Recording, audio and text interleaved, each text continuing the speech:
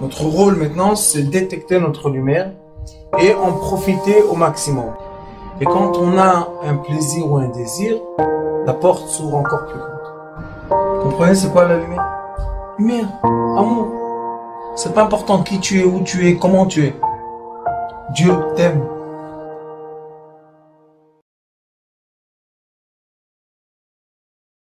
והנה, כמו שבארבע יסודות גופניים, et voilà, comme nous avons dans les quatre yesodot, dans les quatre piliers essentiels de notre corps, qui est de la matière, anikra chomer, à yesodot, il est murkav mitov vera. Si vous vous rappelez que ça fait déjà quelques semaines qu'on parle de l'équilibre entre le bien et le mal. Et pourquoi on utilise le mot le bien et le mal?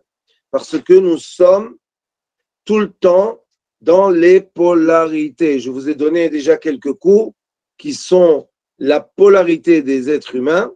Et la polarité, c'est une chose qui existe dans ce monde et c'est la force. Ça s'appelle le potentiel. C'est la force, c'est ce qui donne de la force à la création de vivre. Pourquoi? Parce que nous avons toujours des différences polaires. Et c'est pour ça que quand on dit tov vemal, tov vera, le bien et le mal, c'est pas toujours qu'on va dire le mal est du mal et le bien est du bien. Comme on a donné un cours il y a quelques semaines que je vous ai expliqué que des fois on fait du bien et malheureusement ça fait du mal, et des fois on fait du mal et heureusement ça fait du bien, et des fois on fait du bien qui fait du bien, et des fois on fait du mal qui fait du mal. Donc il faut comprendre que le mal et le bien, c'est juste une question polaire ou bien un langage polaire. Ou Misham, et comme nous avons ces compositions de bien et de mal dans notre corps, Misham baim kochot kiyum aguf, o tachloav shem arba marot, et grâce à cette polarité, nous avons la force de vivre.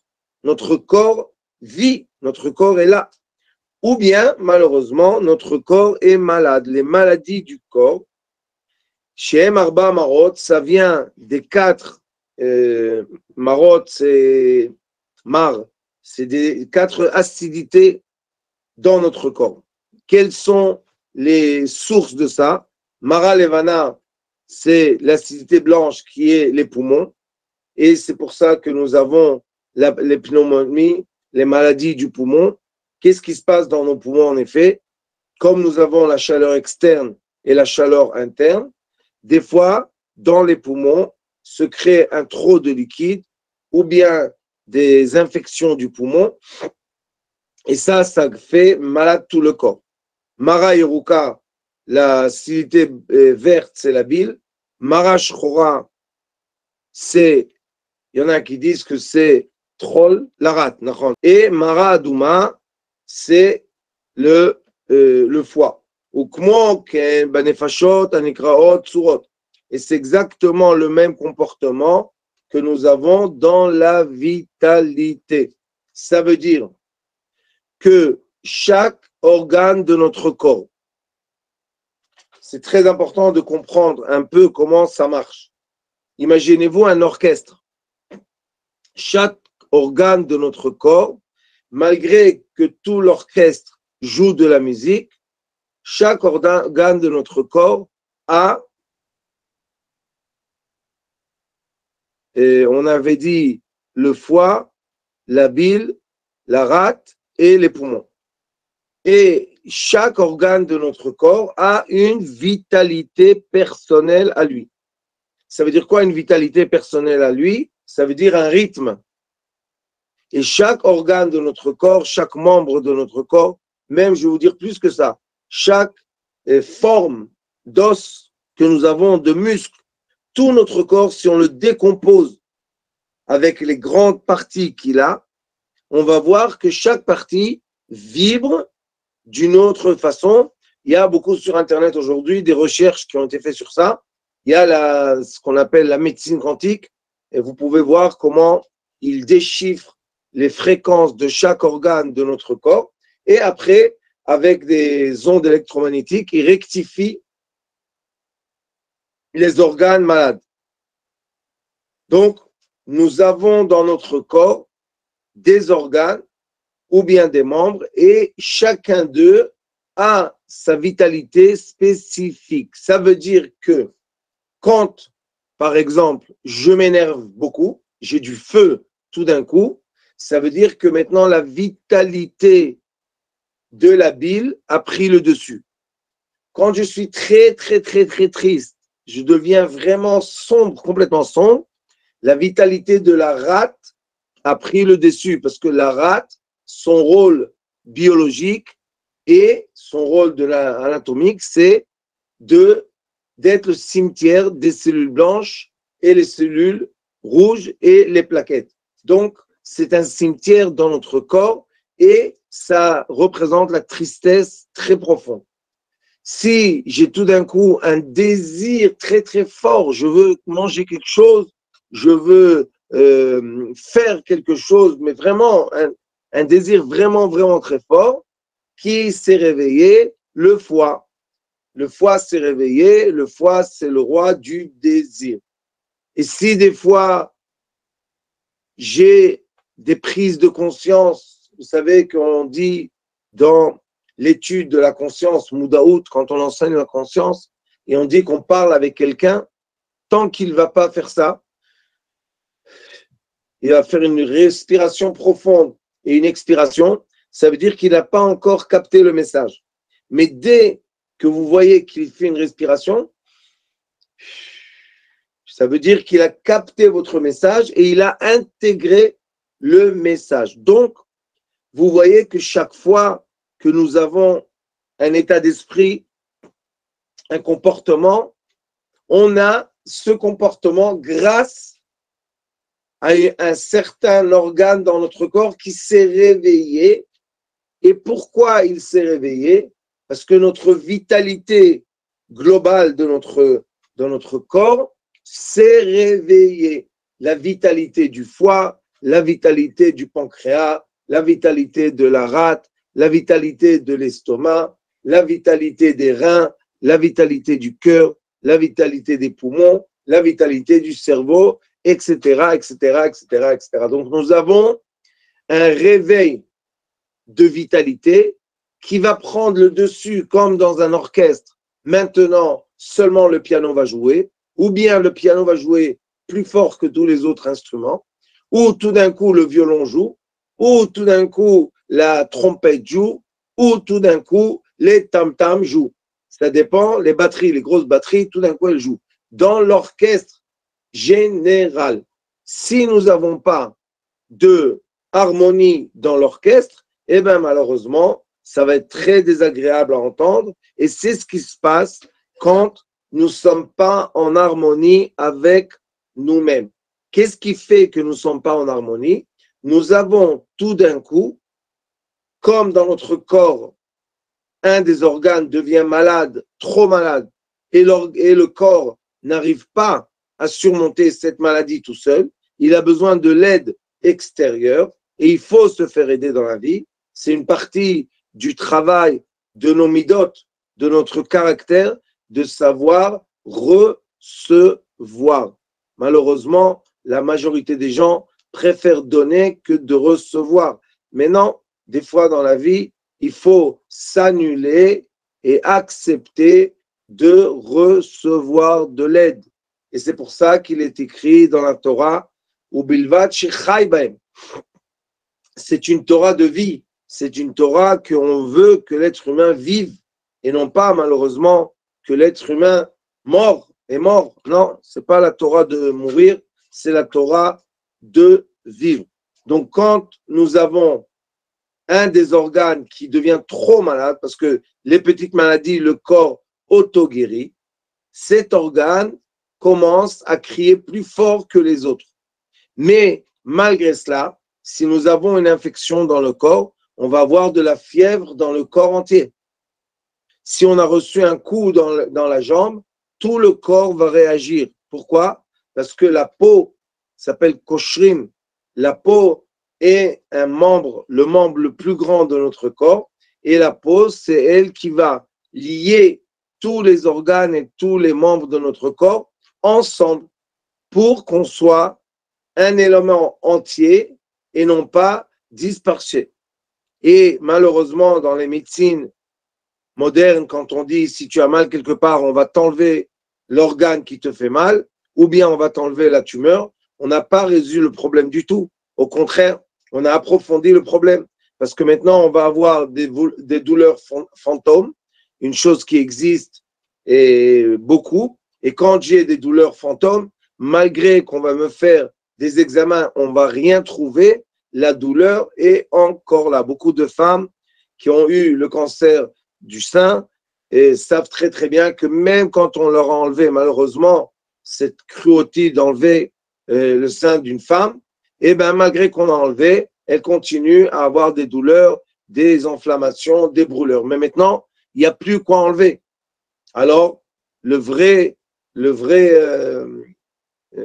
solution thérapeutique est pas d'enlever les organes d'un être humain, mais de remettre en harmonie le corps entier. Et maintenant, nous avons un support écrit qui nous explique logiquement pourquoi nous avons ce problème que tout d'un coup, un des organes devient malade. C'est parce que notre vitalité, l'esprit qui correspond à cet organe n'est pas en équilibre. Quand j'ai trop de désirs, malheureusement, et on ne m'accomplit pas mon désir, le foie élève la chaleur. Et si je n'ai pas mangé ce que je voulais, ou bien je n'ai pas fait l'action que je voulais, cette chaleur va être véhiculée par le sang. Et voilà, on va trouver quelqu'un qui a de la chaleur 3 jours, malgré qu'il n'a pas de vraie maladie dans son corps. Ou bien, quand je vais être très, très, très triste, très épuisé, je vais avoir une respiration douloureuse ou bien une insuffisance de respiration. Et on va chercher la raison physique. On ne va pas trouver de raison physique. La raison est que je n'arrive pas à respirer le rythme de ma vie. Ça va trop vite pour moi ou bien ça va trop lentement pour moi. Et ça, c'est quand les gens ils n'ont pas de patience.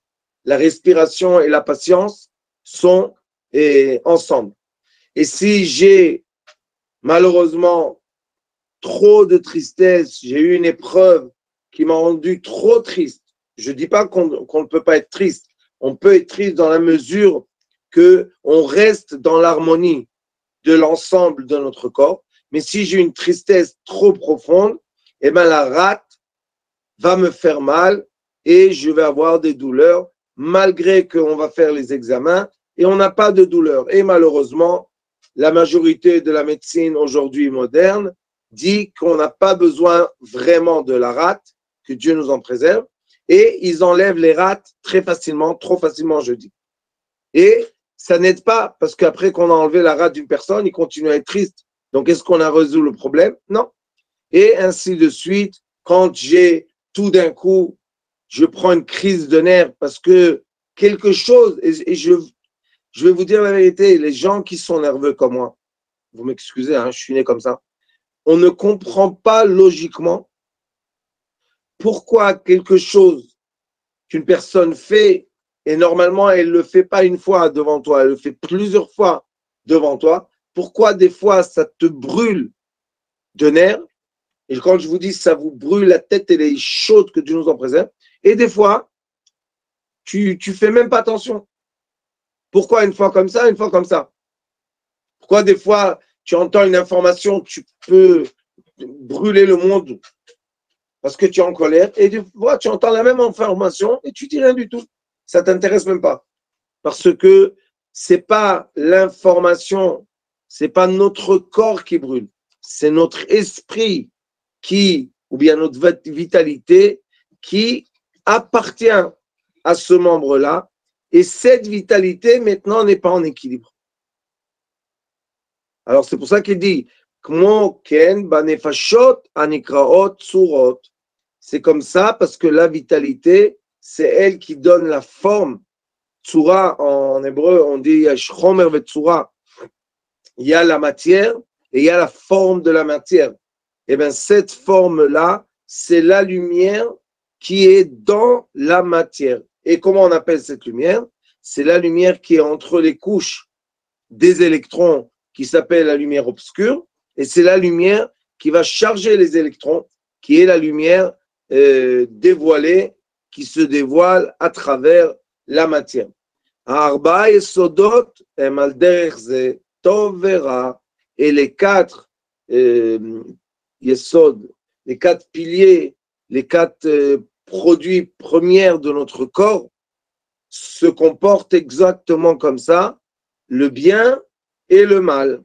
Et c'est pour ça qu'on doit, quand on dit le bien et le mal, ce sont des expressions verbales de polarité, et ce qu'on fait en effet, on met en relativité les choses. Des fois, on va vivre un moment, ça va être très dur pour nous. Des fois, on va vivre ce moment, ça va être très facile. Pourquoi? C'est relatif à l'environnement dans lequel tu es, les gens qui sont autour de toi, ce que tu ressens toi-même, la culpabilité. Faites attention, c'est un poison affreux.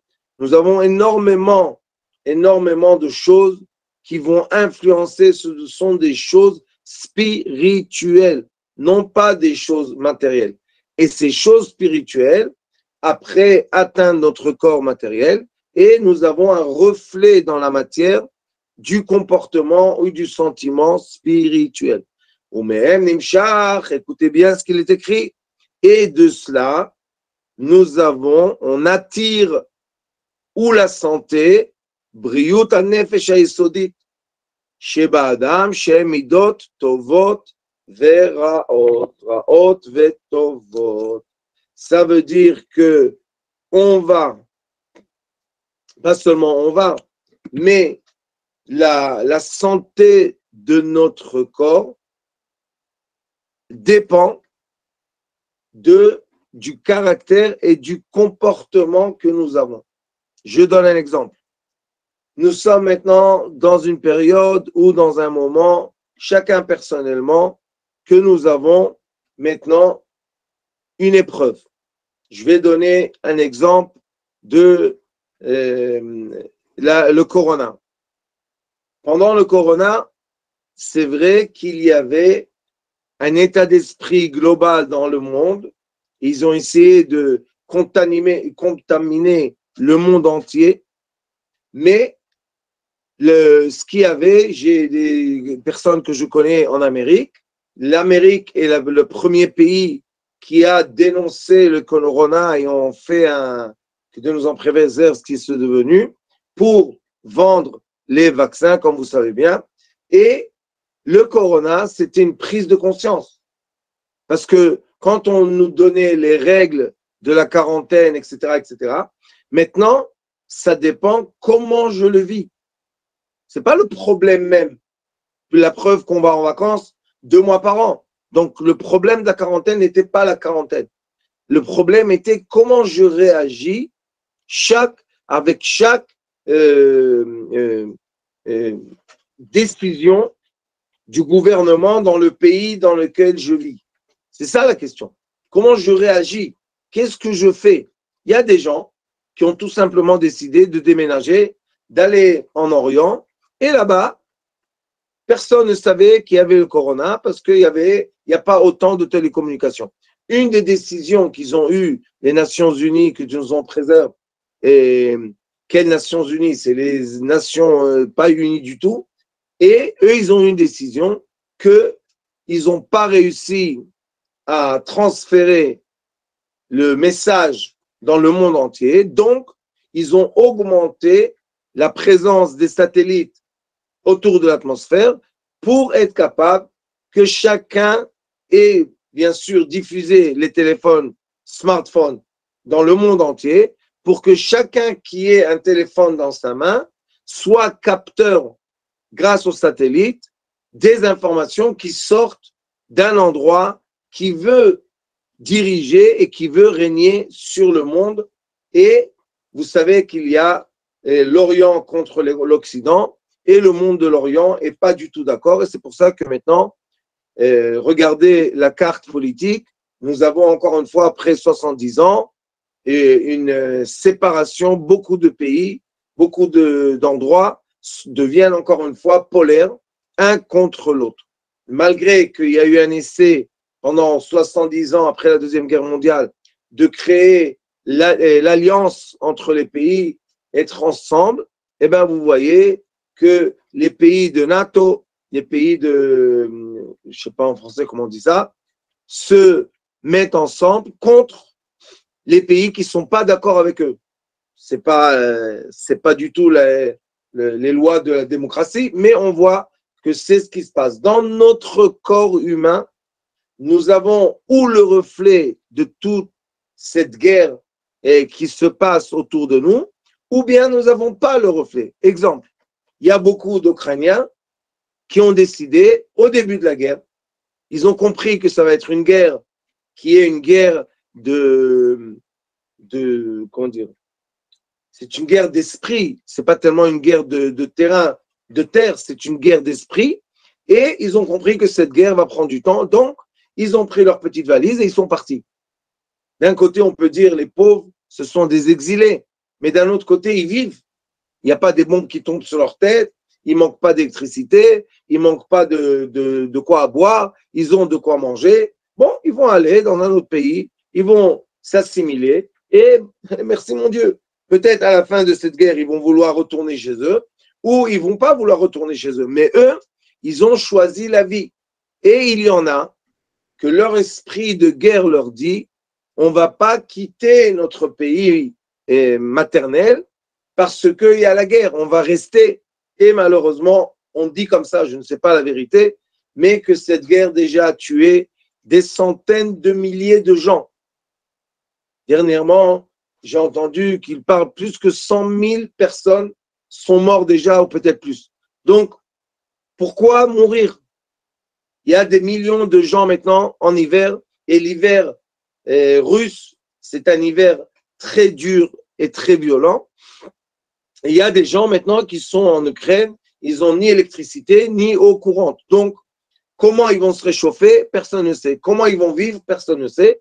Et malheureusement, on voit que leur état d'esprit, malgré que les frontières sont ouvertes, ça veut dire, je peux décider de quitter un pays, aller être un réfugié dans un autre pays et avoir un abri, avoir de la chaleur, avoir de quoi manger, avoir comment travailler. Même si je ne travaille plus à l'université, je travaille maintenant, je nettoie dans un bureau. Et alors, je vis.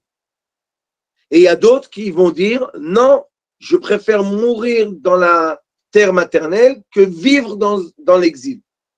Vous voyez, c'est un état d'esprit. C'est pas vraiment est-ce que tu vas vivre ou mourir. Vivre et mourir, on te donne le choix. Mais là, malheureusement, la majorité du temps, les êtres humains ne prennent pas les bons choix qui ne sont pas les choix vitaux de notre corps. Il faut comprendre ça. Notre corps suit notre vitalité qui suit notre esprit. Donc lui, il dit ici, la raison pour laquelle on n'arrive pas à avoir l'auto-guérison, c'est parce que malheureusement, on a un caractère midot. On a un caractère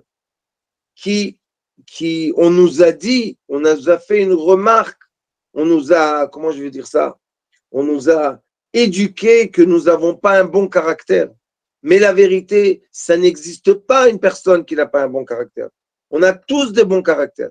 Sauf que maintenant, les faits de la vie font que notre bon caractère est en dessus du mauvais caractère. Et je précise, mauvais caractère et bon caractère, polarité et relativité. או תחלואיה שהם המידות הרעות, הנמשכות מארבע קליפות טמאות שבנפש ההיא. וכשיסירם מעליו התלבשו אותיות ארבעה, shel Shem Havaya, Shem Or, Amechaye Nefesh Hayesodit. Regardez comme c'est beau. Voilà les bases de la thérapie lumière écrites. Comme ça, vous savez d'où je nourris mon savoir. Ce livre-là que j'enseigne, j'étudie avec vous, s'appelle le portail de la sainteté. C'est un livre que, sans exagération, 20 ans, j'arrête pas. Je commence, je finis, je refinis, je recommence. Il y avait une période que tous les Shabbats, je l'étudiais entier. C'est un livre essentiel de se positionner dans la vérité et dans la réalité physique et spirituelle pour être capable de commencer à comprendre, assumer, intégrer l'enseignement de Kabbalah. On ne peut pas rentrer dans l'étude de Kabbalah rien que parce qu'il y a un livre, j'ouvre le livre et je commence à lire. Non, il faut avoir une grande préparation de notre corps physique et de notre esprit. Et la préparation, c'est d'arriver tout doucement à la compréhension de l'annulation et de l'acceptation. Et après qu'on est dans l'annulation et l'acceptation, se révèle l'amour, un amour très très fort vis-à-vis de Dieu, vis-à-vis de nous-mêmes, de notre prochain et vis-à-vis des gens qui nous entourent. Quand on est dans l'annulation, quand on est dans l'acceptation, on n'est plus dans la haine. Et cette haine gratuite, malheureusement, c'est la cause majeure pour laquelle nous avons des maladies et pour laquelle on est, comment je vais vous dire ça, on a des mauvaises midotes. On a des midotes qui sont pas bien. Et oui, je peux prouver sur moi, témoigner que Baruch Hashem, j'ai la chance d'être quelqu'un de malade, très malade même, mais grâce à Dieu, ces maladies que j'ai, c'était des grands enseigneurs, des grands maîtres qui m'ont enseigné l'annulation et l'acceptation et l'amour propre. Donc, on sait très très bien que quand on est malade, t'es où mon ami Journaux? Que quand on est malade, on est faible. Quand on est faible, au début on se bat, et puis après quand on voit qu'on n'arrive plus à se battre, on commence à réfléchir et avoir des prises de conscience. Et si on a la chance à ce moment-là de prendre les bonnes prises de conscience, de prendre les bonnes décisions, eh ben on voit que malgré qu'on est malade, on a gagné, on a reçu, on mérite une grande chose qui s'appelle les midot tovot, un bon caractère d'annulation et d'acceptation et d'amour. Je vous remercie pour ce cours